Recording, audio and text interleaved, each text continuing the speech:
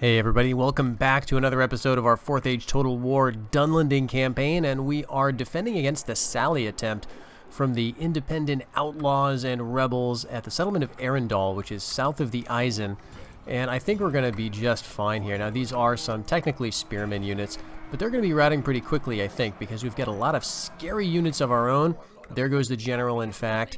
These guys will rout pretty quickly. We've got our own Riders of the Eisen March, actually, which is a strong, pretty strong, certainly for Dunlanding's cavalry unit. And then, of course, we've got Wolf Hunters, we've got Hillmen who have just war cried, and we should have no trouble at all pursuing these guys back to the city walls.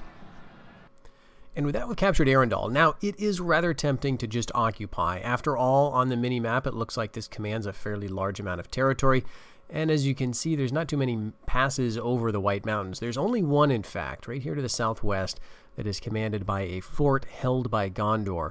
There's another rebel settlement south and west down around here, but we could essentially use Arendal as a buffer between our more northerly important realms and the might of Gondor to the south. But I think we're not going to do that. We'll lay desolate instead, and then we're going to see if we can get rid of this place to gift to another faction who can watch our south. Now, this suitable husband here is not looking too attractive. We'll just go ahead and decline him. We do have a coming of age, though. Let's see how he looks. Bald of the tribe of the Creban. Okay, not too good, but he's at least young, so that's nice. In terms of culture groups here, or subcultures, we get Men of the Hillfolk for one of them. And unfortunately, this guy gets only the bad traits. There is a negative to law associated with the hill people. There is, however, let's see, probably they get a bonus in ambush, and distrusting foreigners, I think, is a reference to increased security against enemy agents, most likely. So this is, in some ways, not your strongest subculture. But at any rate, this guy's a little weaker than most in that regard. At least he commands a nice bodyguard unit that we'll put to use. But yeah, Arendal, although it's happy to see us, is really underdeveloped. There's not even anything here that we can destroy. If we take a look at the settlement details, we've got a very small population. Of course, that's because we just butchered all of them, but never mind that. We've also got a pretty low income, and in terms of development, you can see we don't even have a rural province established yet. We would need to do a lot of building to make this useful. Now, on the plus side, it does start with walls, but in terms of what we could recruit here, it's going to be fairly weak compared to the stuff we already get. Tier 1 is going to give us Gondorian Hillmen. That's basically what we just fought in that last battle. They get a little bonus versus riders, but not much else.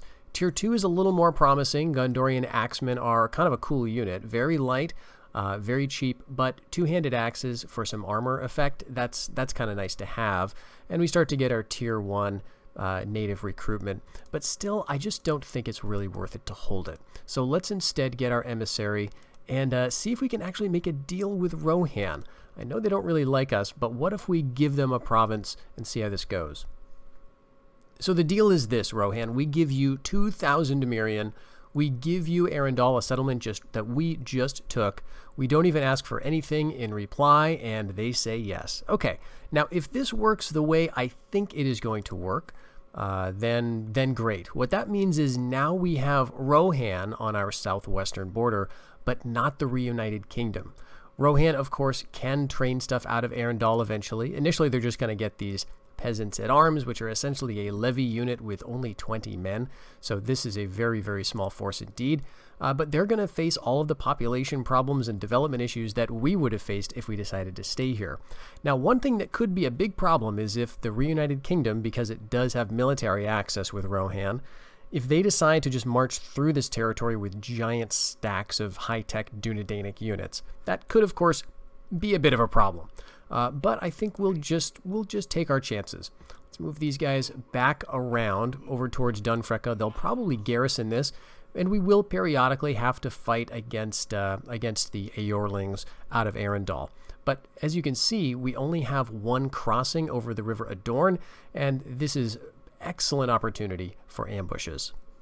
Okay, so Rohan's not ready to forgive and forget just yet. They've besieged us at the Hornburg, but that's, of course, to be expected. Again, the issue here is that their border of the province of West Emnat extends over two of our borders, so the Westfold is always going to be open to attack from Rohan as long as they own this settlement. That's kind of good to know, because we're not going to be able to depend on Edoras as our forward station. We're going to have to kind of defend both of these places. But as you can see, I'm moving some men around in an attempt to reinforce the Hornburg.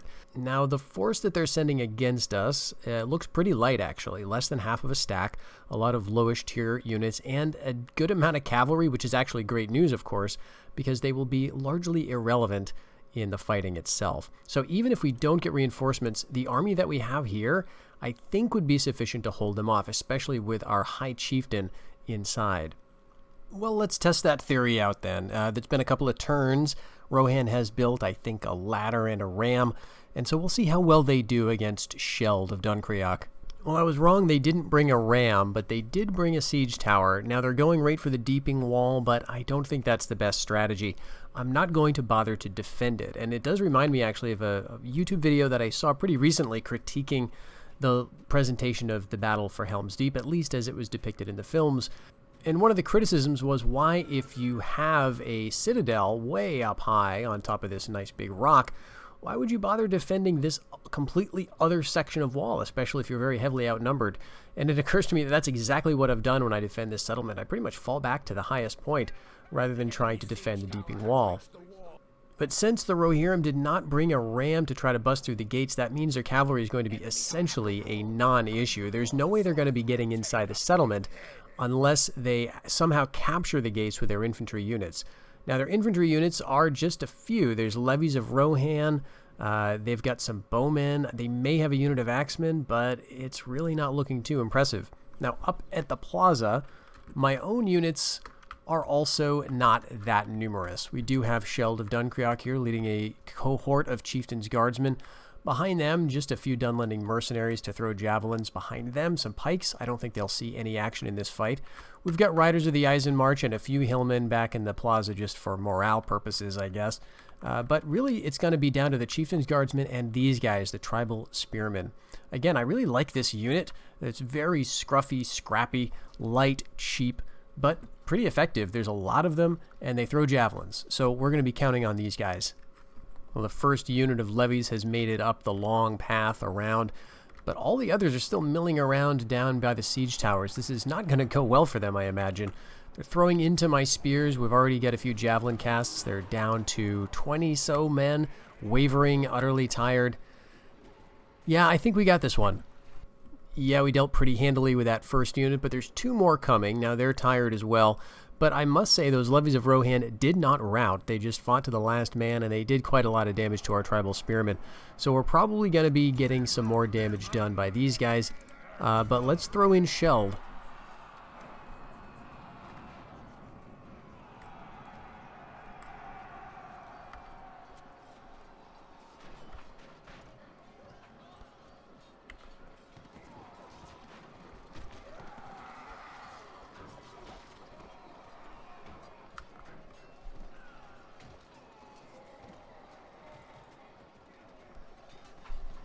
Well, pretty handily pushing these guys back against the wall, I would say. The levies of Rohan are actually doing consistently better than I'd expected. But we haven't taken too many losses with our Chieftain's Guardsmen. As you can see, they're cutting through these levies pretty easily. Well, one of the disadvantages of fighting up here in the plaza, I'm realizing, is we do have our own towers to worry about. So part of the damage our spearmen have taken has no doubt been due to friendly fire. So that may be something to consider, especially since we're planning to do a lot of fight with our captain. But we've got one more melee unit coming. I don't think there's any others. There are some archers who may be coming up the hill. Bowmen of Rohan a little bit later. But maybe I'll run these Chieftain's Guardsmen over there before these levies get too formed up. And maybe out of reach of the tower so I don't take a ballista bolt in the back. So driven off those spearmen, it's just now a matter of dealing with these bowmen, I think. I'm taking my men out of the plaza area. We'll bring them down and hopefully to drive them off of the path itself before they can get too many shots off and before our ballista fire from the towers can do too much damage to us. It's also worth pointing out that our Chieftain's Guardsmen are more tired than these bowmen of Rohan are, despite the fact that the latter have climbed all the way up this hill. Nevertheless, I think we'll do pretty well here.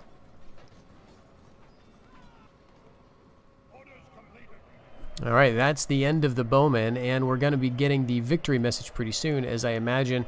Yes, those Rohan cavalry are now moving off the field. Clear victory. We've defended the Hornburg with more losses than I would have expected, actually, so it's good we're getting reinforcements.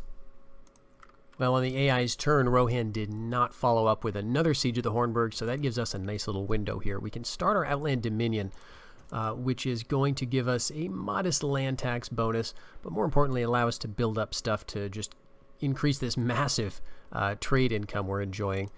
And then the other thing we can do is now slip in these reinforcements we've been slowly accumulating right across the fords of the Eisen.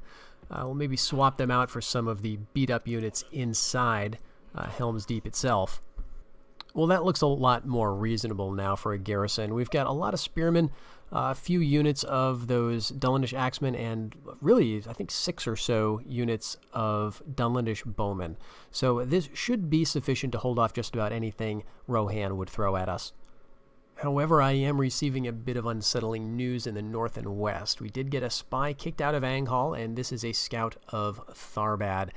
And Tharbad looks like they are gathering some troops around my borders, or at least in my neighborhood. So we will need to start to turn our attention to the north and west, I think. So we've been training a few units here right inside Dunkreok, and I think I'm going to use this relatively loserish general to be the guy to handle Tharbad. We'll just pick up mercenaries as they become available and keep feeding him units that get trained up and retrained, and then this should be enough to handle Tharbad. But of course, Anghal doesn't have walls, so we need to address this weakness before Tharbad sends a big army down here to take it in a single turn. Well, this is always an interesting message to get. It essentially means that we've got some factions going to war that normally would not. And so we need to check our diplomacy to see what's actually going on. Okay, Khand and Harad are at war. That's actually not an issue. So let's see. What's going on in terms of diplomacy? Is it Dale and the Dwarves? It is. Yes, Dale and the Dwarves are at war. Okay, that does sometimes happen because they have such close settlements to one another. The AI can't resist. Rohan is still allied with the Reunited Kingdom. The Reunited Kingdom is still allied with the Shire. The Shire's not at war with anybody. Okay, so things in the north and to my south look pretty normal. It's just the Dwarves and Dale. But, you know, I wonder if Rohan would be open to a ceasefire at this point. Sometimes they do ask for one at a certain stage in the war. They may have other problems. So let's just see. We'll offer ceasefire. We'll offer trade. We'll ask for a modest amount of cash. I'm not even going to ask for the amount of money I gave to them. No, they're not going to go for it. Okay, so we'll be at war with them forever then. Well, I've sent Chieftain Bald down to build a watchtower to keep an eye over Arendal and hopefully catch sight of any sneaky Reunited Kingdom armies that might be heading through to attack me at Dunfrecca. So far, nothing, but I have been able to spot a rebel settlement. Thankfully, this is still in rebel hands. Tharbad has not taken it yet, and I do not intend to for the foreseeable future. I like to leave these as a bit of bait for the AI. The AI likes to, generally speaking, take rebel settlements before it attacks you, and even if that doesn't happen, there's no rush to take a place like this. But there is a bit of a rush to the north, where we can see we've got a largish army forming under Gerulf the Tall. Can't see any details about these units, except that he is commanding a single unit of Merchant Guard, a very strong, well-armored Dunedainic style unit, almost like men-at-arms or something. But our own Dunlanding chieftains are sort of built to take these heavily armored guys out, as long as we have enough of them. One thing I just love about Rohan is the roads. Once you take over this territory, it is a breeze moving units as far away as Edoras and the outpost of Dol Baran. So if you've got some guys that you say want to have retrained up north, you can easily get them out of enemy territory and safely on the other side of the Eisen in a single turn. While we'll never be able to make roads that good ourselves, we can at least make a first early attempt at roads, and I think Dunhold is a pretty good place to begin that. We do want to be able to move north as swiftly as possible. We want to get over this crossing here, over the Swan Fleet, I think it is, and then over towards Tharbad itself, and this territory is all commanded by Dunhold. We've just completed the Outland Dominion in Edoras, and that feels pretty good. 2,000 just in land tax. Now, of course, we are going to get some corruption, some mismanagement to go along with it, but we can work that down thanks to some of our other buildings, such as an execution square, which has a law bonus. But for now, though, I think I want to focus on making this place a little more cultic. We already get that hidden 10% bonus because we've taken Edoras and we are Dunland. And if we go with Groves of the Shadow, we'll get another 25% boost, and then I think it'll just be another building tier before we overtake this Ways of the West, maybe two actually, and start to officially flip the settlement. We want to do that before the population gets too big, because unrest is going to be more unmanageable at that point. So far, 155% public order is decent enough that I'm willing to risk making that move. But yeah, with nothing queued up, we're making almost 12,000 a turn. Pretty nice. Okay, so it looks like Tharbad is not going to go for the rebels like I had hoped. They're going to come straight down for Anghal with that big army under Geralf the Tall, and honestly, I don't know if we can save it. We can't get there this season with this army, so I'm wondering if it's worth it to even try, or should we instead try to assemble the army around Dunkreok and wait. We don't want this guy to get wiped out with his few forces. I mean, in Anghal itself, we've got 4 tribal spearmen, a couple of Dunlandish huntsmen. I guess we could train another unit of tribal spears and kind of hope for the best. I'm also wondering if maybe we should unqueue this wooden palisade. It's going to take 2 turns to build, which means it's not going to be relevant here. Get a little bit of that cash back before Tharbad moves in and makes it a total waste of money. Oh, yep, here they go. So they're definitely not waiting around. Oh my gosh, they got 3 family members too. Geralf the Tall, Beleg of Northern Anadwaith, and Boda of Lond Dare. So we're going to say goodbye to Anghal, I think. It's always a bit of a tough decision where to deploy your men when you're in a situation like this. We're heavily outnumbered, out-teched. The enemy has better units in pretty much every way, including numbers, and we don't have walls here, so we can't defend all the points that we need to. One school of thought would say we could set up our men somewhere down here, because probably the majority of the army is going to come up this road. We could take advantage of the hills. All of our throwing units could throw unobtrusively over each other's heads, and that would allow us to do a lot more damage. The problem is when melee is joined. All of our units are tier 1. Their morale is not going to be the match of these units of Tharbad, and there's just so many of them that I imagine as soon as we start to take too many losses, our men are going to retreat back to the plaza. The other issue, of course, is that just a few of these units coming in behind us by another road would be enough to throw our men into rout. And so that, again, is something I want to avoid. We'll see if it looks like they're all going to come up a single passage. If so, I may come out and try to meet them on the hill here. Yeah, so it looks like what's happening is the main army is coming down this single road while the family members, the captains, are up in the back there. If we can take a closer look, we will see there are some mariners, there's some pikemen. It looks like there's some spears at the bridge, some axemen, and a few low-tier guys. So, geez, it might be worth it. Let's do it. Let's run these guys forward. We'll set them all up right here on the hill. We'll get all of our javelins throwing. Hopefully we'll do a terrific amount of damage before these units come up, because these are all, if I'm guessing correctly, these are the family member units. Yeah, these are the Mariner's Guard, I think it is. So as long as one of them doesn't break away and try to get around us on another street, we might be okay. Alright, so probably the thing to do is set up a couple of units here on guard mode. A couple of units maybe behind them. Dunlandish huntsmen, I'm not sure what the best move is, but probably down here sort of to the flank. The general unit will keep slightly behind. Yeah, and we're going to run into a bit of pathfinding as these guys try to find their positions. Oh no, this is going to be a bloodbath. Alright, you know what? Huntsman, never mind. Never mind. I know this is awfully indecisive of me, but I just don't see them getting to the other side there. Alright, axemen are charging. It looks like no one's trying to outflank us. Alright, skirmishers, get out of there. Maybe we'll flank with the skirmishers in another way. Try to take them around another path. It's a shame we can't go through this area. Maybe they can shoot over the heads of our own men. Okay, so here we are. We've got the main melee going. These guys are on guard mode, so they should be holding back. They can still throw, which is great. They're not all involved in the melee. We're going to do a lot of damage to these guys, if nothing else, as long as we can hold out for a while. And we are close enough to be firing with our first rank of Dunlandish Huntsmen, at any rate.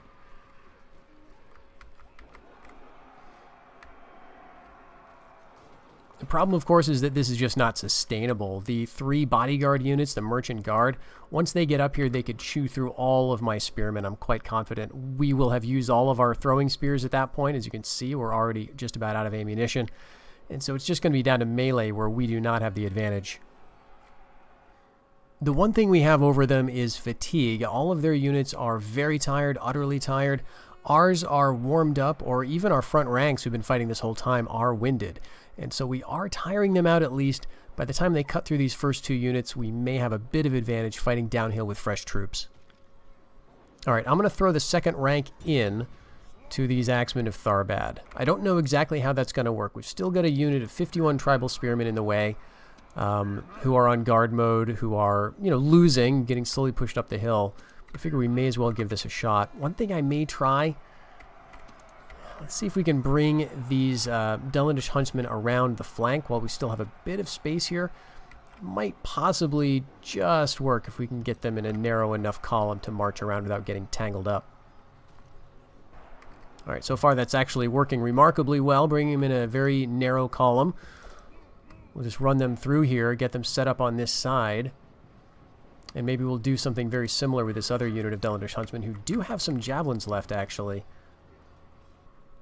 Well, we've almost got these skirmishers out. We did get caught a little bit amongst these spears of the bridge, so we're going to take a few more casualties. But we will get them over here, and they will be able to throw their javelins, so maybe do a little extra damage. We may aim at the merchant guard and hope to get lucky. Well, we didn't get lucky. We may have done a tiny... Actually, we didn't do any damage at all, at least to the merchant guard. So I guess it's time to throw these guys in.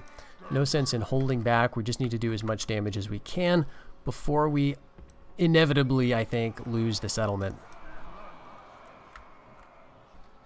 But some of our own men are routing. We've got a unit of tribal spearmen, 41 of them, and that's caused another unit to rout, 7 of them left. Alright, we've got some javelins left in our chieftain's unit, the tribal spearman here. This is the captain we've got. We may as well just throw him into the melee. We've got all of our units committed that can be committed. These guys will retreat to the plaza probably before the rest of the army routes, although with these low-tier guys, I guess you never know. And that may mean we can drag it out for a few more minutes, but it's definitely not looking good. Yeah, our left is badly shaken, wavering, routing, in fact. These are the Dunlandish Huntsmen as well as some tribal spearmen, so they're all going away. I figure there's not a lot of point in going on to the very bitter end here, so we'll just bring everybody out, throw them in a last barbaric charge, and see you back on the campaign map very, very soon. Well, yes, obviously this means war between Tharbad and us, and let's see, what's the message here? Occupied. So they occupied Anghal, which is good. If they had enslaved it or exterminated it, that would have been much worse. Now, considering how badly outnumbered we were and outclassed, I think the numbers here look actually pretty decent. We've got considerably less than half a stack, maybe like a third. And with all of these units, we might be able to move in some support. It looks like a couple of family members are moving away, actually. Let's see. Do they have any family member? They've got one inside. They've got some Mariner swordsmen and some of those axemen. Those are pretty decent units. But we may be able to do more damage to them than I was expecting. You know, it might even be worth trying to take a couple of these nobles out with our own. The question is if they will stay and fight.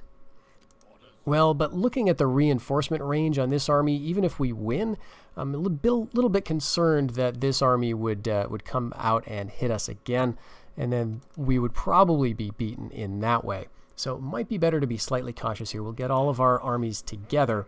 Yeah, they do have some more reinforcements coming down from the south. So I guess the good news is Tharbad hasn't expanded into the rebel territory, which means that after taking just a few settlements of theirs, we should really be weakening them, and we can again continue on to the west at our leisure. Well, well, well, look at what we have here. We have ambushed a host of the city kingdom of Tharbad, although the word host is rather generous. This is simply Boda of Lond-Dare, one of the 3 family members who recently invaded Anghal. So he is actually not going to withdraw from this ambush. He does not get the option, which means we just get to attack him. Wonderful news. Well, you boys look a bit lost, don't you? Let's see which way they're going to go. We've got our archers over here firing into the backs. We've got skirmishers this way. Both of these units have war cry, so let's start that going. Let's get our chieftain's guardsmen down here. This is the unit that I mostly want to be fighting with to deal with the armor of this merchant guard. But we do have war cry active on these units, so we may as well take advantage of it, charge them in, hit these guys in the back, and we'll see how long they last here. Yes, here comes the chieftain's guard right into the back. These guys are evenly matched. Now they're losing heavily. We took out a lot of them in that charge. Wolf hunters doing their thing, chopping in with those giant chopping swords, I guess they are. But they're down to fewer than 20 men, losing heavily, totally surrounded here. Not going well for these men at all. This is exactly the kind of fight you want to have as Dunland. Completely unfair, springing in ambush with your armor-penetrating units, your fear-causing units, some javelins, some arrow fire. Let's see, we got quite a lot of them, actually, with the bows, it looks like. They did the bulk of the killing while the enemy general ran away from them over here.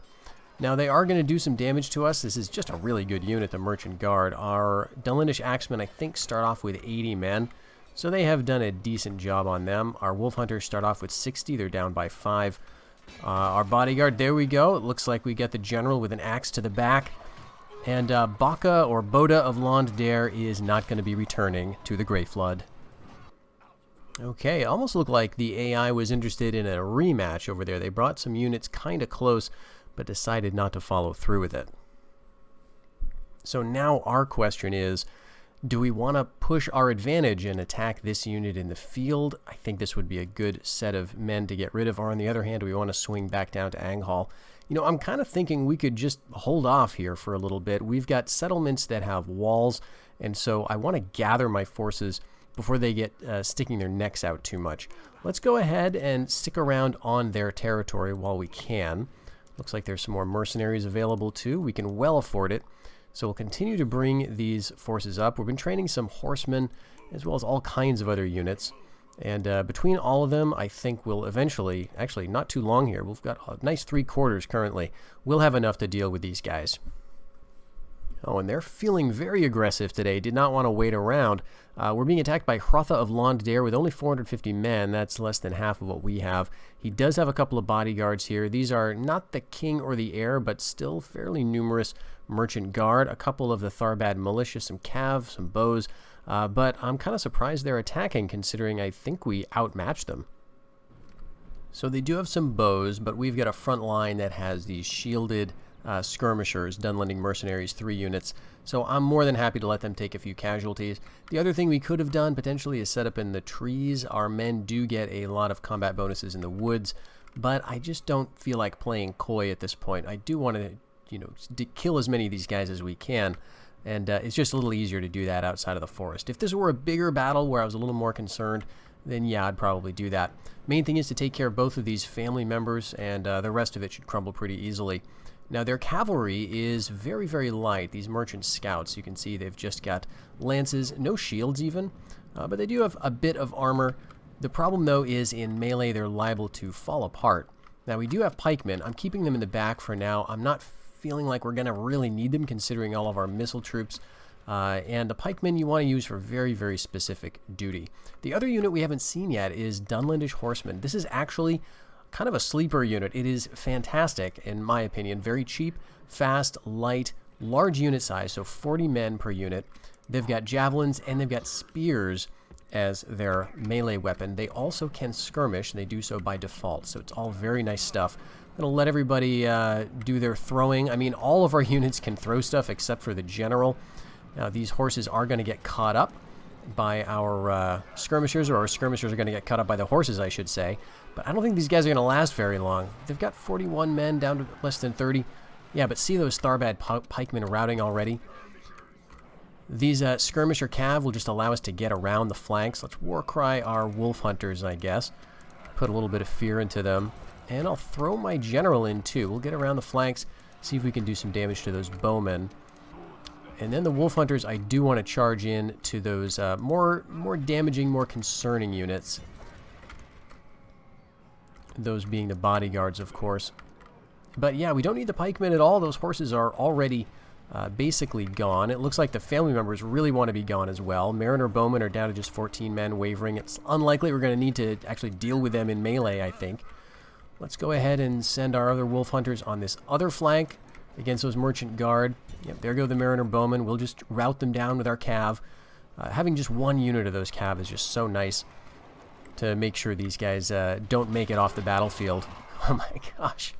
It's just so deadly just hearing this, massive cloud of javelins and then these wolf hunters charging in. So there's one bodyguard. Let's see. He would have been this one, I suppose, right? And so the other one here, yes, he's the second family member. He's not going to be getting away. We may as well halt these wolf hunters so they don't get shot in the back with arrows. And they'll throw a javelin. Let's see if they'll take him out potentially. Nope, they get another couple of shots though. I'll see how they do. Now, despite losing the general, the main bodyguard unit is actually still fighting. So we'll want to make sure that we're on them. They're wavering though, it won't be too long. Alright, we'll chase them down with cav, make sure both of these guys don't get off the field. But this unit here is going to be wavering, broken. There we go, we'll continue. There's our second commander. And we'll just clean these guys up and see you back on the campaign map. Okay, so my gloating may have been premature. I'm only now noticing that a close-up of a general being killed was actually my general, Bald of the Tribe of the Tharbad. Now, we did kill both of the bad guys, but our guy went down too, which explains why their general wasn't routing as quickly as I thought he would. Okay, well, that's fine. I'm sure we'll recover from this. Okay, so we're getting another suitable husband offer. I guess it's a good time to seriously consider this guy. He's not great. He does get our command bonus when ambushing and the security bonus. Everything else is pretty bad. He's even a careless fighter, but I'm kind of thinking, let's get another guy here. He came of age or appeared at Dunkreok. We'll get him into the woods. We'll get the other army right next to him here, and we'll combine him with the other troops. We'll get basically a full stack, and his abilities won't matter all that much is the idea. With these three other units, he will be completely full, and I think what we need to do in the next battle is remember that that all these javelins we throw are extremely dangerous to us as well as to the enemy. I'm pretty sure that's what happened there. I don't think he was killed by a Tharbad merchant guard. I'm pretty sure it was one of these guys, probably looking rather sheepish after the battle there. But at any rate, we'll try to be more careful in the future. It's been a few turns. Rohan hasn't attacked us, so let's see if they'll take a ceasefire. We'll ask for a bunch of money, of course. But yeah, I kind of figured. They don't seem too keen on it. Okay, so it looks like Laud of Lower Dunland is going to get a chance to put his ambush skills to use, actually, in this battle. The enemy know nothing of the attack and will have no time to prepare. This is a lieutenant. It's not a family member-led army, and this is a bunch of stuff. If we take this army out, we can move into Anghal, sit tight for a little while, let the rest of our forces regroup, and then move north. All right, so a very similar setup to the last time. We got archers on the left, infantry and skirmishers on the right. We do have some cav this time. We're going to bring them around. The goal of the archers is just to distract and draw the enemy away, and everything else is we're just going to try to pull them apart, find a good opportunity to move in with our cav and attack their bowmen. Looks like they're giving us that actually right now. Tharbad militia chasing our archers. That's actually really good. Let's get these guys war crying. Same thing with the wolf hunters. Pikes in the back. Again, probably not going to play much of a role in the battle. We do have Tharbad pikemen moving in. Let's go actually and try to outflank them with those pikes. I wouldn't mind pike versus pike. I think we'd do very well in that trade. Let's see, Mariner bowmen losing heavily. Let's pull out, though, because we can kind of stand to take a little time here. We don't need to deal with them all. We've got archers who are still shooting at them. All right, pikes need to run. And we've already got some routing here. Spears of the Bridge. Wait, was that me or was that them routing? I don't know exactly what happened. I thought I saw white. So let's move the cavalry back around. We'll try to close the bag on that little conflict. Pikes can charge pikes. Our general's moving around to flank these Spears of the Bridge. I don't think we're going to be in friendly fire territory here. because we've got a lot of our men are very busy. All right, now is where we can see what these cav are going to do. They do have spears. They do have skirmish. Spears are down or up. Let's see how this charge goes. Pretty decent. That's a basically insta-rout with those 2 cav units. Pull them through and around behind a general unit. Actually, this is pikes, changing my mind. Face the Mariner Swordsman instead. Actually, we don't need to because everybody's routing. All right, you guys go on chasing routers duty. And General, come back.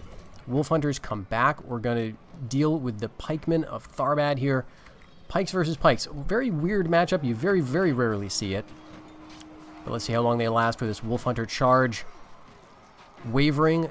Fewer than 30 men broken. We're going to continue this battle, clean this up. Very, very happy with that result. Well, I'm pretty happy with that performance by Laud of Lower Dunland, our recent marriage in-law here. Even with his very strange helmet here, he's doing good work for us already. That means we can now move right back into Anghall. But before we do that, I want to just point out one issue of Dunland. That although we did fairly well, of course, we eliminated the enemy. That was an ambush battle. Of course, we should have done that anyway. We did take rather high casualties, it has to be said. These Dunlandish axemen have 80 men per unit at full strength. We lost more than half of one unit.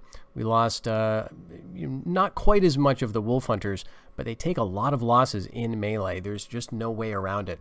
So attrition rate is going to be high throughout our battles. But we got a lot of building done that turn. Hornburg has completed Outland Dominion. We've got brawling contests in Dunfrecka. That's bringing us a lot of money, experience, maybe a little growth as well. Edoras has Groves of the Shadow.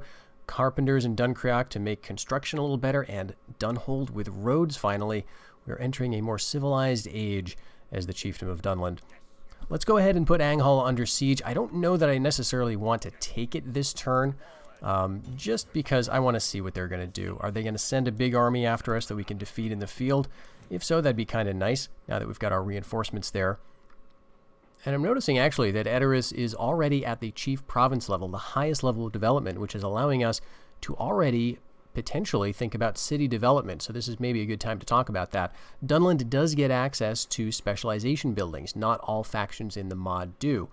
Because we can go cultic, we do have the option of these couple of cultic buildings, Cultic Temple City, which is basically going to allow sort of the equivalent of races or games in the vanilla game.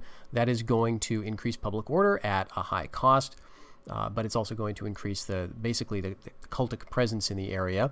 There may be some other effects I can't quite remember there, but this would be a good option in a place that we may have trouble holding, I suppose.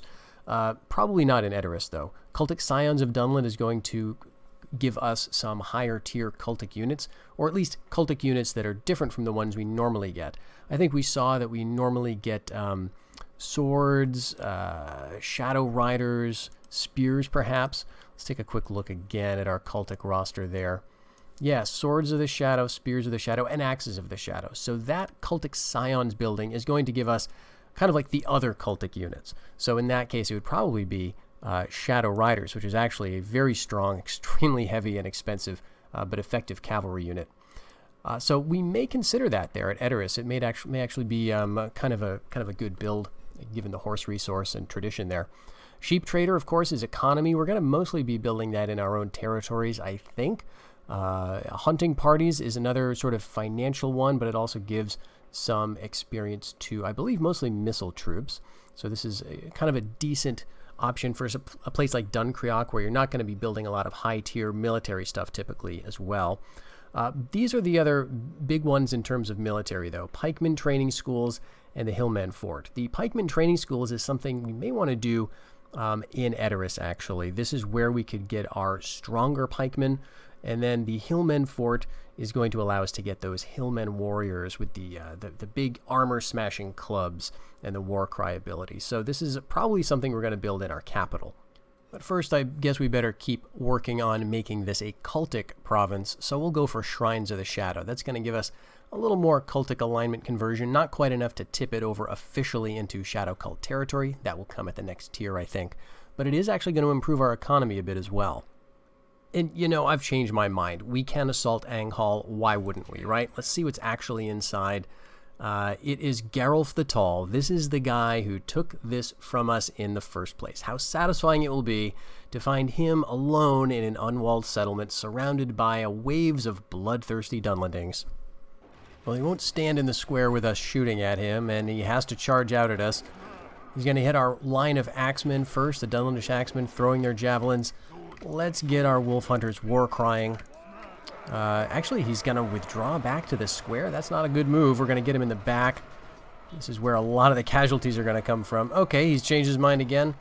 Sort of typical behavior here. Let's get both of our horsemen around. That's going to make him have second thoughts yet again. Turning back to try to rescue the plaza.